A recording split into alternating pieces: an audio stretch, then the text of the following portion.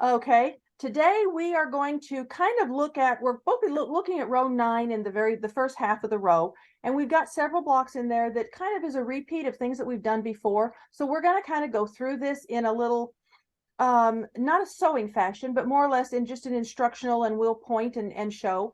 And then Mom wanted to show you her batch of tools. Now you've got to realize she's a tool junkie. Big time. So you can see what I'm going to inherit at some point in time in the future, but I'm going to have to build another house to put it in. But anyway, we want to go through some of the tools. She wants to go through some of the applique, things that she's found just recently. So with that being said, we're going to start with row 9, block A, which is this one. And it's on a light box, and it's called a caterpillar. Yeah, the light box is a caterpillar. A caterpillar. And Mom got it at Paducah last year and just loves it.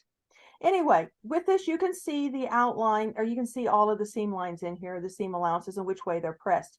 Now I'm going to turn it over. And if you look at this, you can see here that there are no seams in this middle section.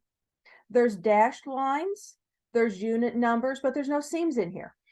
But if we turn it over, there are seams all over the place in here. So the idea is, and this is go through several different blocks, and we're doing this on a lot of the blocks in this row, and it's just a kind of a common thing that we've created for this quilt project. What you're doing is all your foundation comes with all of these units individually printed on the foundation, and then you have this whole thing as a base. Block. And what you're going to do is you're going to piece each one of these units individually, put them together according to the directions, and then you take that conglomeration of units and you place it on this master unit as if it were a single piece of fabric.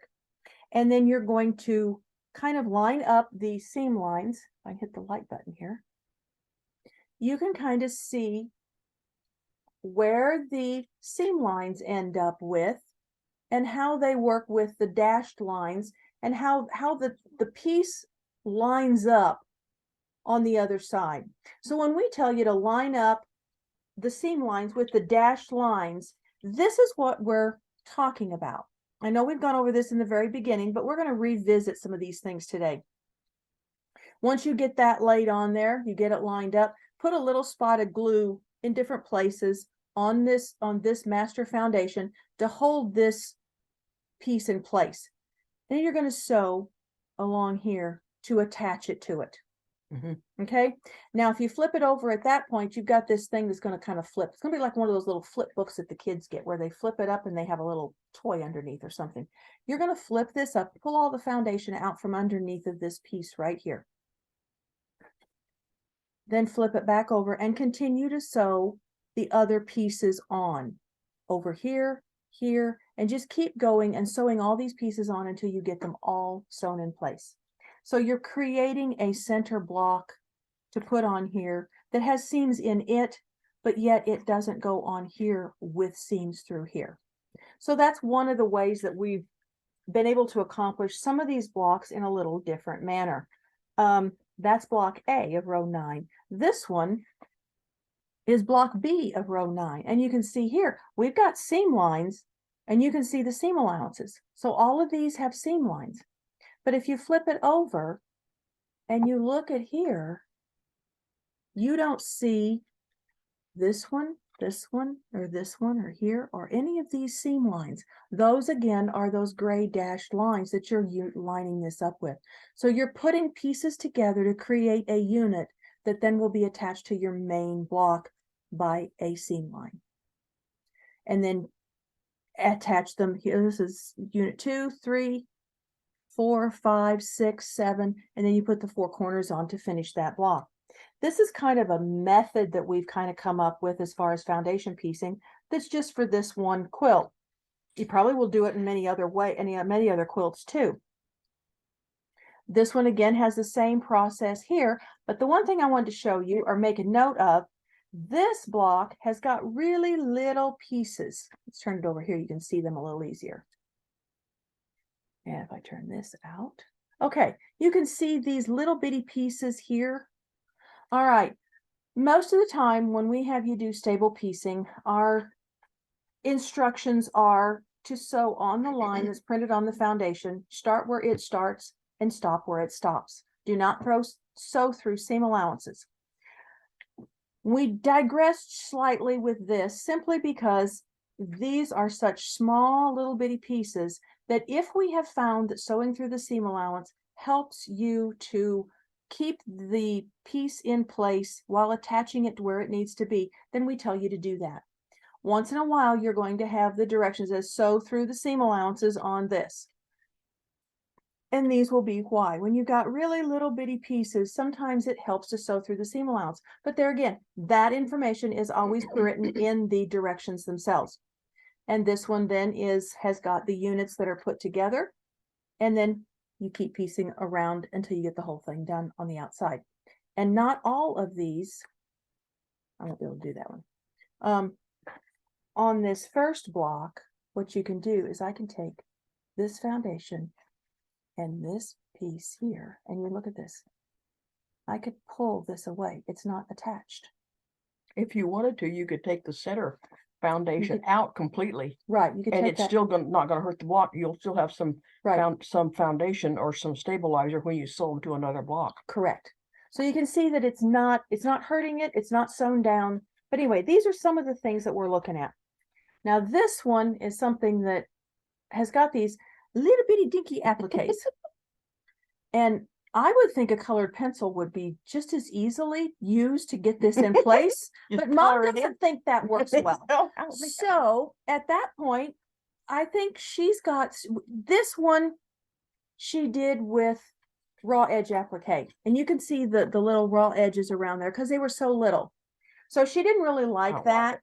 She put glue down on this, like a Wonder Under or something along that line, and didn't like it. So she went back to her method, and then she found something else. And I think I'm going to have her show you what she did with these little bitty confounded fiddling little things in the corners. Yeah. Okay. So what did you find out? Well, I'll tell you what, you want to practice on this on something that's not, that you can pitch and throw away, because practice makes perfect. It works. Okay, this little bitty piece I've done, I don't know how many times, and it still kind of looks like a woolly worm with good case of mange. Yeah, he's kind of got a little. He's got a problem. He looks like a bad hair day. Happy. I would. Yeah, worse than a bad hair day. Okay, so here's this little fiddling thing. I'm going to cut out around it, and believe me, the seam allowance, it's not 1/4 of an inch, but I want to get it as big as I can work with and not have this mangy looking thing when I get done. Now, having said that, get this off out of the way. Okay, now we need to clip the edge, right? And I decided I didn't like this clip going out here that split it. Simply because it's such a small piece. Wasn't pleased with that. Didn't like it. Okay, so if I lay my scissors right along here, I can see I've got straight until right about.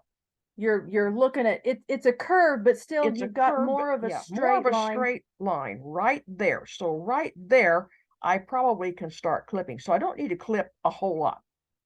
So I'm going to judge it from back here about there, and I'm going to clip just like we've been doing before. And those clips are probably they're about 1/16 of an inch apart. They're really close. Okay. That's why I said it looked like the woolly worm with mange, because it frayed. Okay, now it's clipped. The next thing I'm going to do is take and put a pin into a pinnable board. Pinnable. It's a wool. I didn't have time to get a nice looking wool mat, you know, that you see at the quilt shows. So I scrounged some wool carpet padding and stuck it together, and it works. It's wool. They pin it down at the end.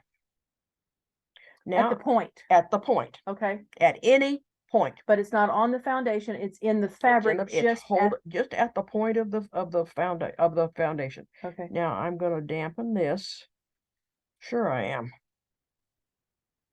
Get the stuff to flowing. And in the process, I'm going to dampen my pad, but that's all right. Now then, I'm going to take this thing over here.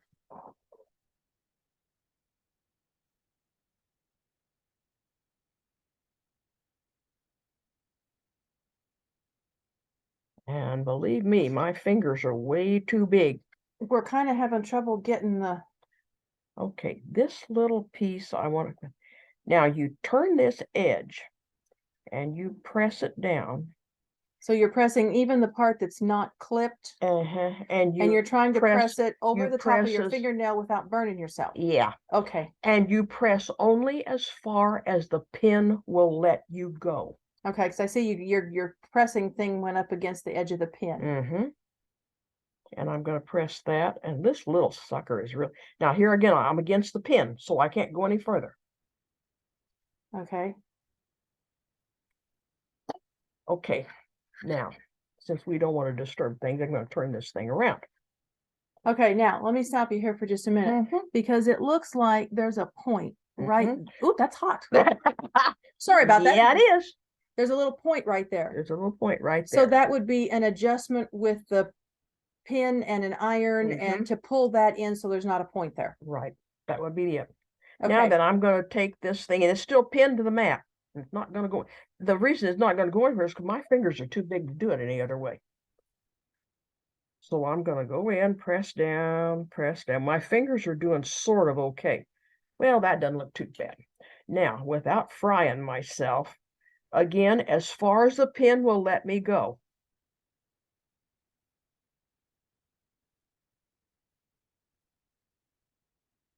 And I will say, you want to do this and you know where that thing's going to go because you've already covered up all the printing that's on it.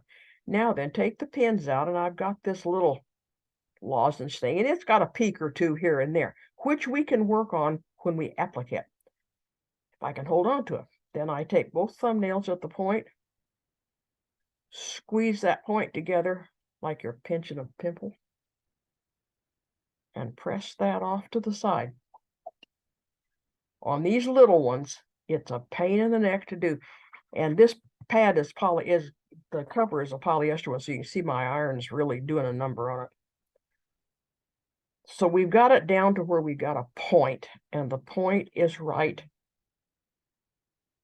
there. Okay. Now I've already pressed this point down. When you're appliquing, and I think I folded this one over. So see, this is not the easiest one. You see why I did the fusible. So you're folded it a little too Fold far. a little too far, but I can go to the point because when I stitch it down as a hand applique, I will stitch to that point, even though that piece is sticking out there. I will stitch to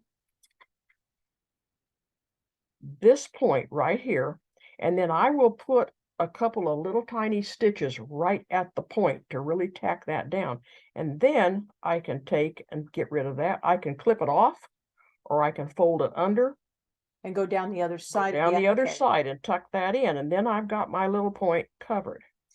It does add a little bulk to your applique. Yeah. Now that's why the way that looks is not the way I want it to go. I like this look, but because it's more even. But the reason being is I don't like the way it looks is I used Wonder Under. Okay. I have a better fusible, and I use it quite a bit. It's called Hot Fix Adhesive. And you can buy it. Let me turn around so we can read it. Hot Fix Adhesive. Okay. Aren't they out of Florida? I think so. You can buy that at quilt shows. I got a roll of it. You can buy it in individual sheets. And believe me, this stuff is good. There's a website that tells you how to use it.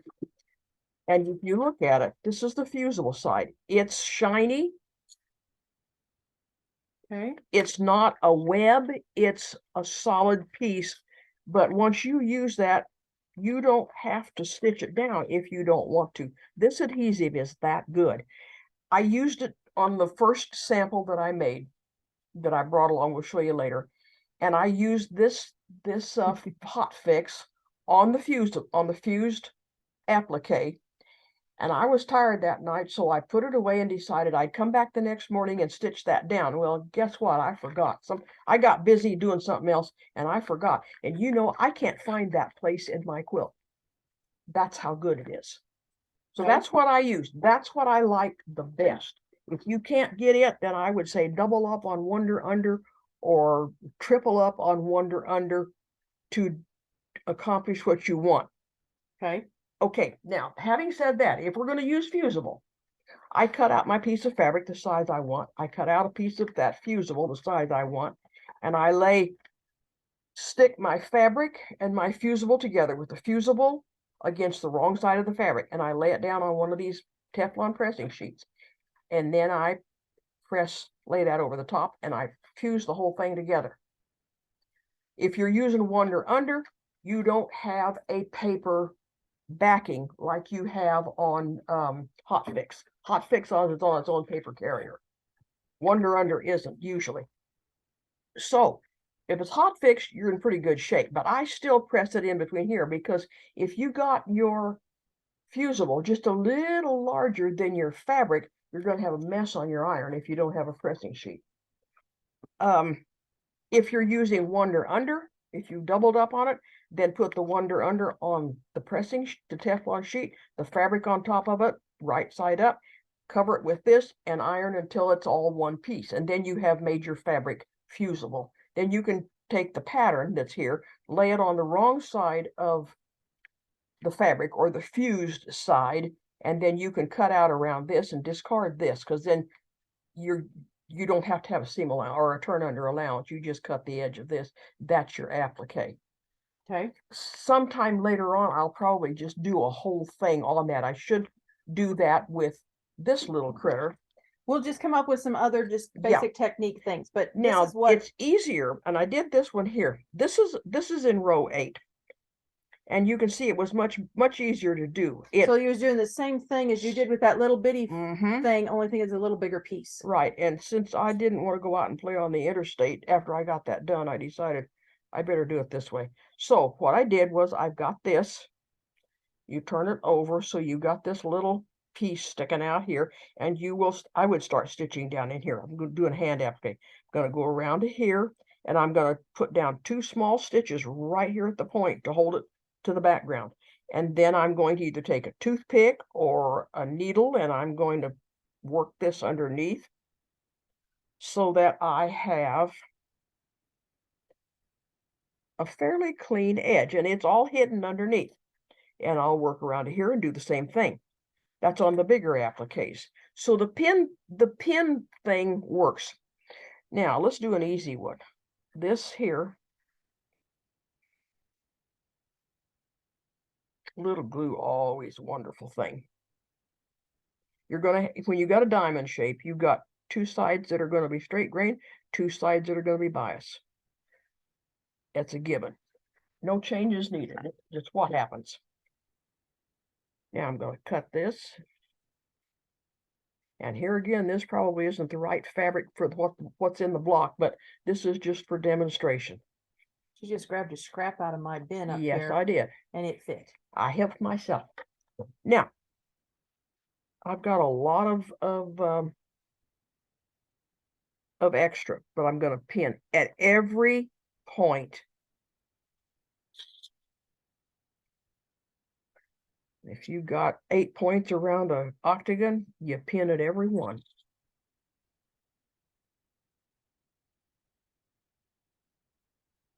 There.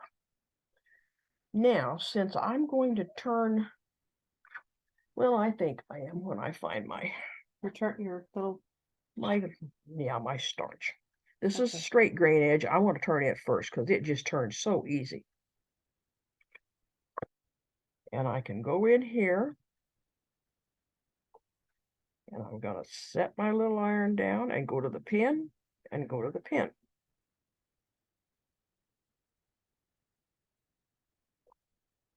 Okay. Then the next side, we'll do the bias edge now. and it goes in, and I press to the pin and to the pin.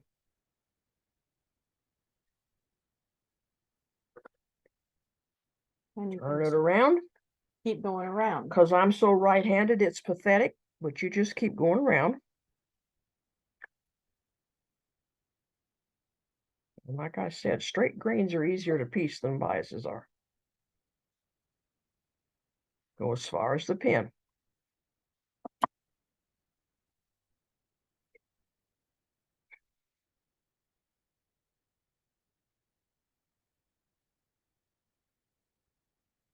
And it won't matter if your pressed edge lifts a little bit, you're going to fold it down again. Press to the pin, press to the pin. So you're talking about this not staying If it pressed doesn't, down. well, You know what it reminds me of? what? It reminds me of those scoops chips that you go in whenever you have dip. Okay. Okay, just a side thought. No big deal. Okay, and now And the I did pins have are lunch out. too, so Okay, so now I've got my point. okay, And bring your thumbs together like that. okay.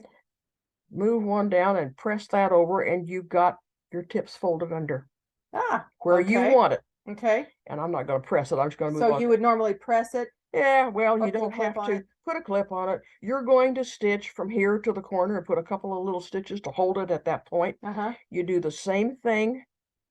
Get your thumbnail together. This is a sharp point. They need to come together. Right at that point. Yeah. So Right you at want to that make sure point. that the point is the point of the foundation that's underneath. Yeah, that's why you put the pin in, so you can't press it any further. Okay. Okay, I'm there. Well, that one's really going to hang over. Okay. So, okay, I'm going to press this one in. It's going to be, He's going to hang out the other he's going side to and have hang a out the tail. other side right here. But when I get to here at this point, I'm going to stop it, do my two little stitches in the foundation or the fabric to hold this point, and then I'm going to have to maneuver what's left, or I can cut off some of this and put it under. A toothpick works really good in those places. It's rougher and it'll fold the fabric under a lot easier. Okay. So that's how I do that. That's the point. And at every point, if it's a curved edge, well, that's another color, Cat, and we'll deal with that in another day. But Okay. that's where it goes. They have to come, your thumbnails have to come together, or your finger, or however you, and Okay. then that makes that pinch, and then what sticks out, it makes a much neater applique. Now Okay. this one here, same thing like what I showed you, tried to show you on that other one that really fell flat on its face. I would clip around here and then press that. If you can get a good sharp crease to the point, the thing of it is, don't press beyond the end of the foundation. It just works a whole lot better. And if Works better to not press clear not out. press, just only press as far as the pin goes. That way you've got some fluid fabric there without starch or anything in it Okay. to make it work. So that's how I've been doing that, and I'm more pleased with the result. Now I got another little hint to show you. Okay. You know you're appliquing along and you're doing just fine, and you got, I don't know, 6 inches, 8 inches of thread, and it pulls out of the needle. So you got to stop. You got to rethread your needle and do all kinds of stuff to get to finish your applique. Well, there's an easier way to do it, let me tell you. Take your thread. I don't know if this is going to be easy to see or not. It's dark colored thread. Red might be easier to see, but I'm going to take your thread and I'm going to fold it so that I've got a fold that's a little longer than my needle is long. Okay, there's the tail of it right there. There's the tail of the thread. Okay. My needle is, well, it's longer. Now then, take that thread and pinch it down in your fingers and pinch that little fold. Get your needle lined up so you can see the eye.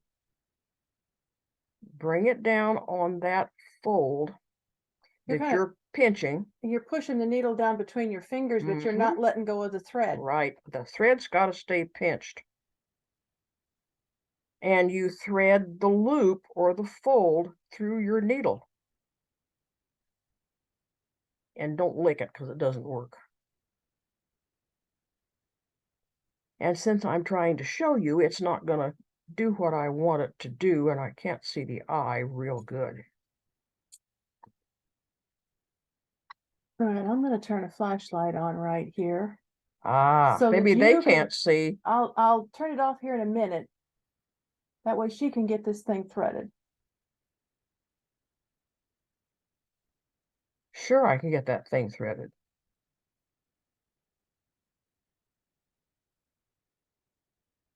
And I've even got an embroidery needle that has a long eye. There we go. Okay. That's through the eye of the needle. Now you take that little loop and you pull it out, but don't pull everything out. Take a hold of all the threads and hold the needle. Bring that little loop down and stick your needle through it. Okay. Hang on to all the threads and pull the thread back up the needle. And scratch that little thread down so it's tied a lark's head knot right there. Okay, let me hold this here because I want to get this up. I don't know if that's going to help or not. Don't think It's so small that It it's is awfully so- hard to see. But it is a lark's head knot. Okay.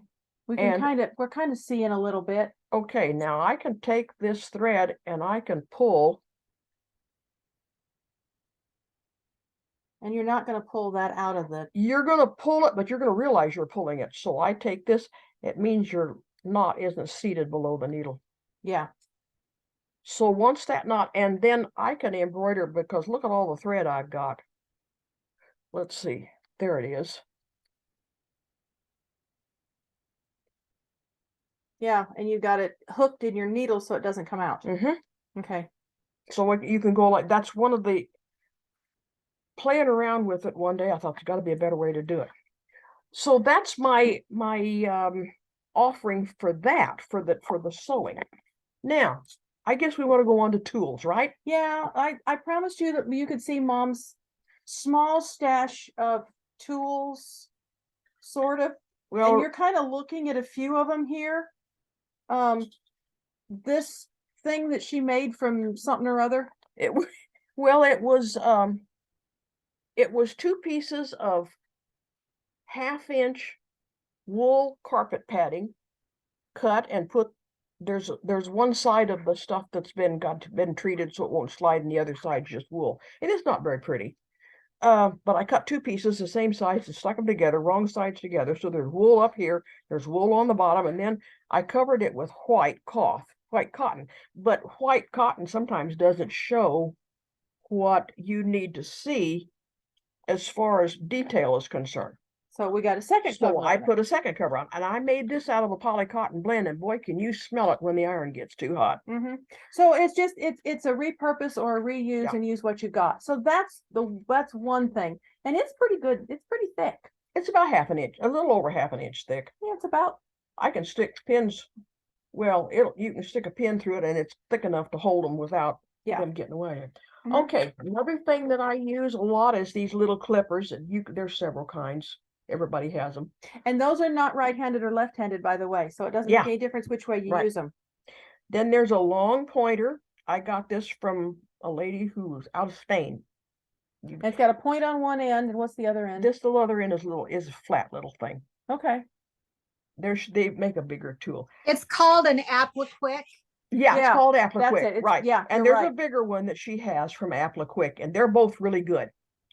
Okay, then I have this little finger thing sometimes when I really have to get into a tight place and don't want to fry my finger. That's handy. Another little tool. That's another handy one. This one's heavy. It's got a nice metal handle, What is it? It's a hold pleats down, but I use it to hold something else. Oh, it's a little. These are metal pieces. Yeah, those are little metal pieces. This one's a little poker, and this one's a little flap. Yeah, this whole thing is metal, so this is not going to melt when you touch it with an iron. And it's got a knurled. It's textured, so it doesn't slip in your hands. Okay. Next question is, before you go on to something else, do you have any idea where you might have picked that one up? I bought it from Bobby Bergquist. Okay, there you go. Quilter's Treasure. Okay, Okay, then we all know this. It's a 1/4 inch. It's an add a quarter. This is an add an eighth. And you'll hear me talk about cut a quarter, sew a quarter, and then trim it back to an eighth. Because of the small size of these pieces, I get better luck doing it that way. I cut it with this one and I sew it by this, and then I go back and I retrim that seam back to 1/8 of an inch, because a lot of times the pieces that are showing on the face of the quilt are less than 1/4 of an inch wide, and this makes too wide a seam allowance. So those are handy. They just go everywhere. I use applique scissors. This is a short pair. I've got a long pair too. Like she said, I'm a gadget junkie. These are handy and they're a little smaller. They work in smaller places. Now, also, you'll hear me talk about the friction pens. They come in a bunch of colors and black, and I only brought 2 sets. Be sure when you're going to use them on your quilt that it says friction on the pen. If it doesn't say friction, don't use it to mark on your pen. There's friction there. This is Okay. one kind just has a cap. This one has, it's a clicker. got a clicker thing on it, Yeah, but it still has the friction it's name friction. on it. Says friction. This one says friction. Okay, I had a lady one time brought a quilt to me to be quilted, and she wanted to know if I could take out the marks that a previous person had put on there. And I realized that they were made by a ballpoint pen, and I told her that she was probably going to have to just live with it, because I can't get ballpoint pen out. I can get a lot of other things out, but not that. Now, if the friction pens don't show up, I also have a yellow marker. It's a ceramic tip. Sometimes those colors they just don't show up where you want to go. Red on black doesn't work, but this is yellow, and it will, and it's not going to show up on this one. This one is white. okay, so they're basically Eversharps. They're kind of Eversharps, and they pencils? have a ceramic lead. And this Okay. one's made by Bowen, and I don't know who the other one is made by. But this one was yellow, and this one is white. So Okay. those I use on occasion. And the standard stiletto. Flower head pins. Simply because they're longer and they're flathead, so it don't get in your way, right? Right. Okay. Now, I also use applique pins. And they're little. They Okay. can be deadly because I've drawn blood with them. Believe me, I did it the other day and had to run so I didn't get blood on the project. Then I found these little goodies, and this one is a heavier one. They don't have the ball on the tip. Is it that kind of gets an on the way. applique? Is it an applique pin? It could be, but it's a little long for an applique pin. Is it thin like the applique pins? Yeah, in fact, it's a little thinner. Okay. And then there's this one, which is a thinner one yet, and I really like it. Okay. You can get these from Waywack, a really good price on them, and they come in this little coffin shaped. Probably most quilt shops might have these too. Yeah, I think they came out with them several years ago. I don't know what they called them. I can't remember. I don't remember what they were either, but I decided that they were a little too rich for my blood, even though I am a junkie on this. I waited. I got a dandy of a deal from Waywack on them, and that's just a mail order place. I use freight check occasionally. Well, I guess I've used it enough. I've worn the writing off. Okay. Rotary cutter. Standard is a 45. That's what I use almost all the time. And then I have little bitty sharp scissors for making clips.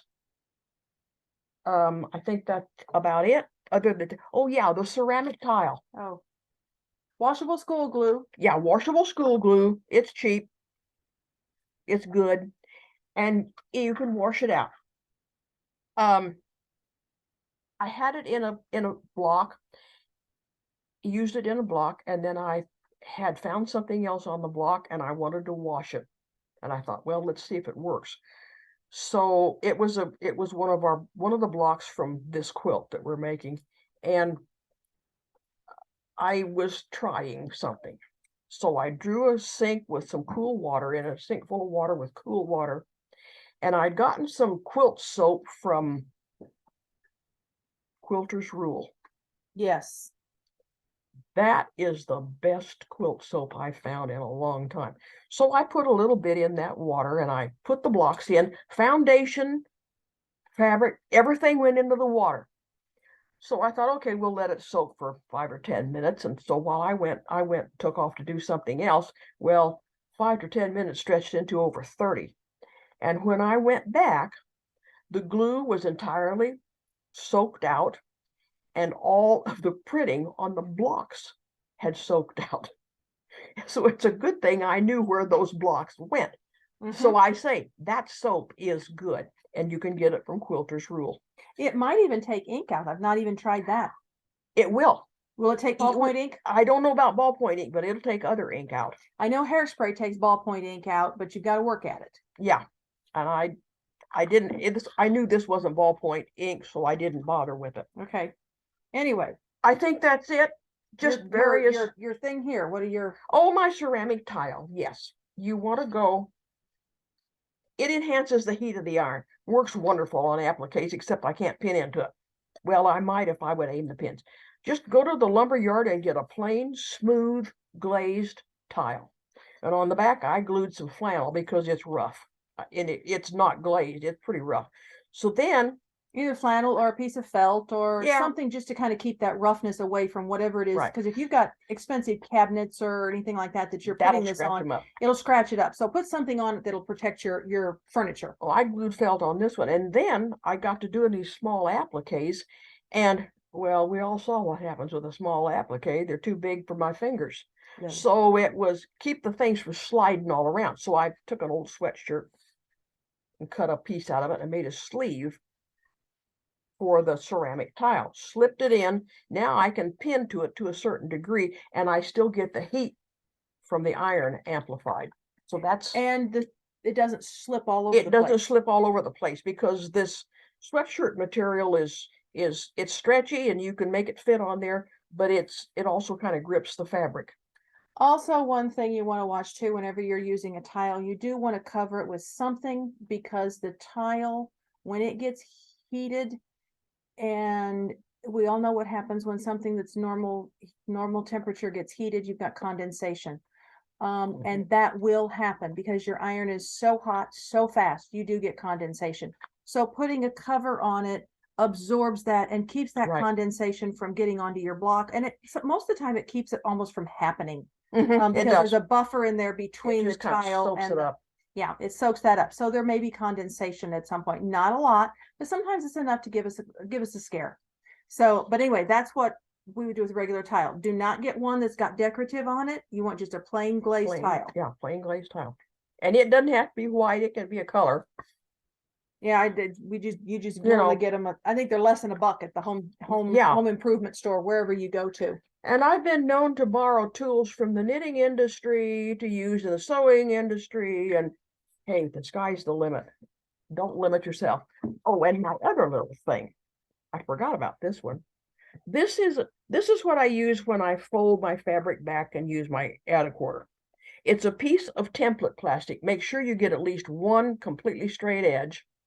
And you'll notice I've got a line catty-cornered on here. Well, there came a time when I needed to be able to draw a line that was at a 45-degree angle to where I was going.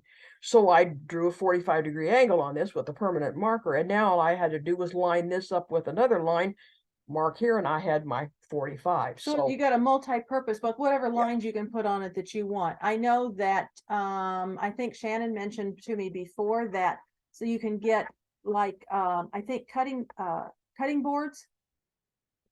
I'm not sure. It's either cutting mat. Yeah, at Dollar Tree, they Yeah, at have Dollar Tree. clear plastic cutting boards that make okay. great templates Okay. too.